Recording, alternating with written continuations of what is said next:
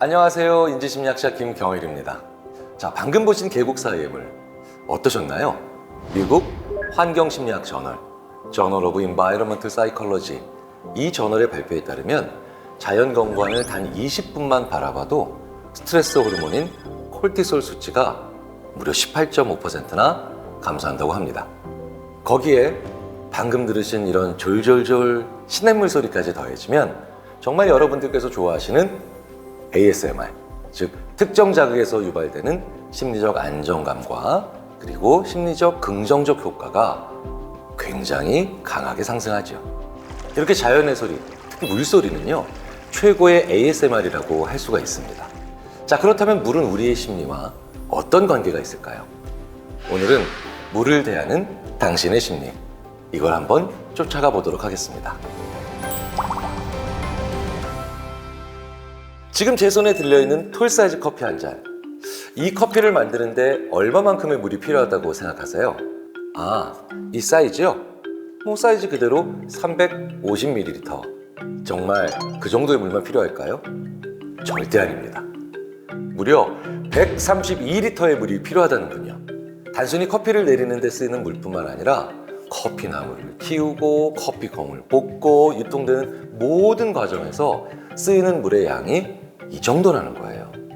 이런 현상, 그리고 이런 양을 물 발자국이라고 합니다. 자, 그래서 이렇게 생각하면 우리의 일상에서 얼마나 많은 양의 물 발자국이 있는지 짐작이 가죠.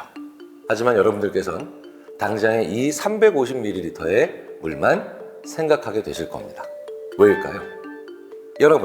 여러분들께서 마시는 커피엔 무려 132리터의 물이 필요합니다 라고 공지하거나 광고하는 혹은 알려주는 커피 업체는 결코 없을 테니까요. 그런 심리적 죄책감을 우리에게 일깨워줄 그런 기업이나 업체가 존재할 리가 없죠. 자, 그렇다면 여기서 물과 관련한 심리학적 예시를 더 들어볼까요? 정말 유명한 심리학자죠. 로버트 치알디니 교수는 자신의 저서 설득의 심리학 중에서 연대감의 원칙과 지구환경 보호를 연결시켜 설명합니다. 자, 기후위기와 물 부족 이슈를 생각해 보겠습니다. 이게 얼마나 전 지구적인 위기인지, 그리고 물을 아끼고 환경을 보호하는 게 얼마나 중요한 사회적 가치인지가 공유된다면 우리는 직접적인 행동에 나설 수 있다는 것이죠. 가끔 이런 경험이 있으시죠? 재난 영화, 지구 멸망 영화, 이런 걸 보면서 와, 정말 저런 일이 벌어지면 얼마나 무서울까. 그런데 이런 영화를 보고 나오면서 내 옆에 있는 전혀 모르는 사람이 훨씬 더 의미 있는 존재처럼 느껴지는 경우가 있어요. 자, 그런데 여기에 호감 원칙이 더해지면 더할 나위 없는 효과를 볼 수 있겠죠. 호감 원칙이라는 건 뭘까요? 말 그대로 호감, 좋아하는 마음이에요. 자, 그렇기 때문에 이 호감이라고 하는 것은 상대방에게 부여하면 나는 그 사람과 협동하기 좋아집니다. 저는 얼마 전에 가벼운 호감을 공유해주는 분을 만났어요. 회의에 온 이분은 사탕 하나씩을 나눠주시는데 사실 그분의 이미지는요, 마치 영화배우 마동석 씨처럼 굉장히 무섭고 터프한 분이었어요. 그런데 그분은 이 사탕과 초콜릿을 저에게 나눠주면서 혼자 먹기 좀 아깝더라고요. 저는 그래서 좋아하는 사람들한테, 잘 지내보고 싶은 사람들한테 이런 거 드립니다. 그 회의는요, 그분이 원하시는 방향으로 진행됐어요. 저희 모두는 그분에게 진 마음의 빚을 갚으려고 하는 것처럼 그분에게 조금 더 편의를 봐주는 내용으로 회의가 진행되기도 하죠. 물론 그게 뇌물이라고 생각되면 안 되겠지만요. 자, 이렇게 연대감에 호감에 이런 요인들이 같이 결부되면 우리는 어떤 중요한 행동을 하기가 더욱더 쉬워지고 그리고 효율적으로 할 수 있게 됩니다.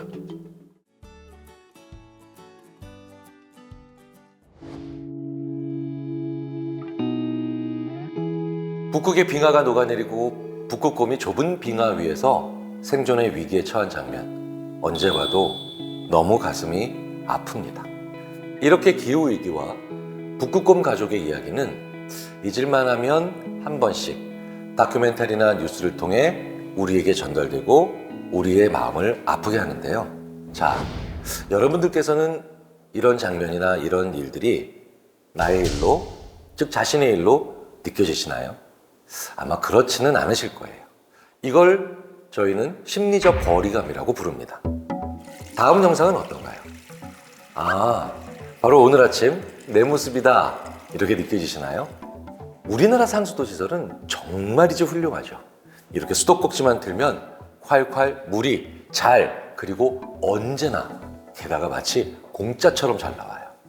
그런데 이렇게 공짜라고 생각하면 펑펑 쓰게 되는 공짜의 심리가 바로 우리가 물을 쓸 때 작용합니다.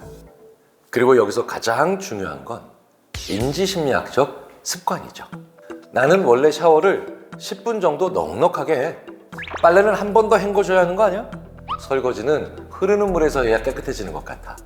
이런 생활 속의 습관들이 우리로 하여금 물을 흥청망청 쓰도록 만들었죠. 그런데 더 안타까운 게 있죠. 보통 나쁜 습관이 좋은 습관보다 훨씬 더 쉽게 만들어지고 훨씬 더 빨리, 게다가 오래 가게 되는 게 심리적인 특성이죠. 왜 그럴까요? 실제로 저희 인지심리학자들이 연구를 해보면 나쁜 습관들은 기본적으로 나쁜 상태에서, 그리고 좋은 습관들은 내 기분이 좋은 상태에서 좀 더 크게 신경 안 써도 나올 확률이 높아지죠. 그래서 바쁘고 많은 스트레스에 노출되어 있는 우리 한국 사람들은 우리의 삶에서 나쁜 습관을 관리하기가 매우 어려운 게 사실입니다. 그래서 스트레스 관리를 잘하고 충분히 쉬고 마음의 여유를 가질 때 나쁜 습관을 관리하기가 쉬워집니다. 우리가 물에 대한 나쁜 습관도 당연히 마찬가지겠죠. 자, 이제 30년도 남지 않은 2050년이 되면 전 세계가 물 부족을 겪는 심각한 상황에 직면한다고 합니다. 자, 저도 이런 뉴스를 접할 때마다 정말 가슴이 서늘해지는데요. 정말 나부터라도 무엇을 해봐야 되는 거 아닌가 라는 생각을 해보기도 합니다. 이런 시점에서 우리가 심리학을 활용한 대안을 한 번쯤 만들어가면 어떨까요?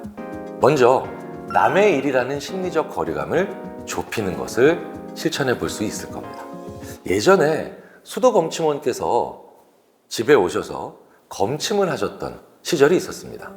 하지만 이제 스마트 수도 계량기를 통해 우리는 언제든 쉽게 내가 쓴 물의 양과 그 비용을 확인할 수 있습니다.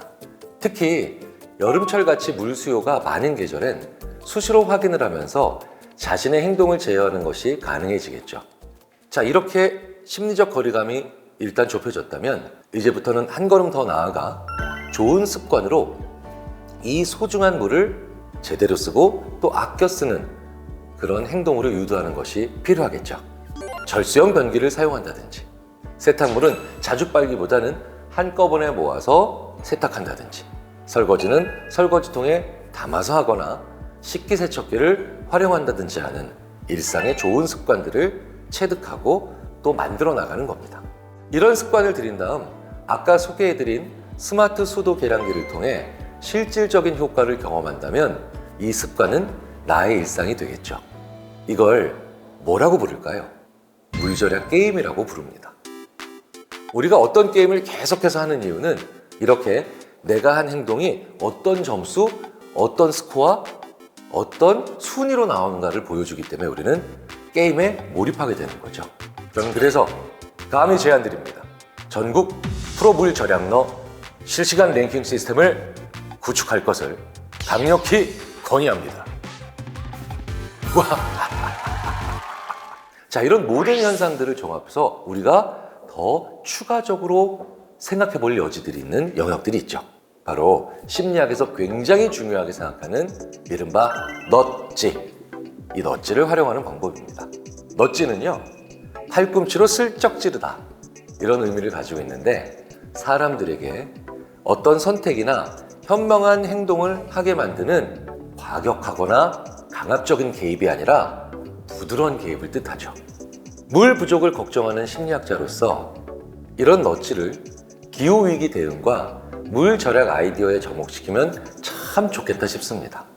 그런데 제가 이번에 한번 마음 먹고 찾아보니까요, 정말로 좋은 아이디어들을 정말 다양한 분들이 벌써 제시하고 계시더군요. 요즘 식집사님들 많이 계시죠? 우리 식집사님들께서 활용하실 수 있는 재밌는 너츠입니다.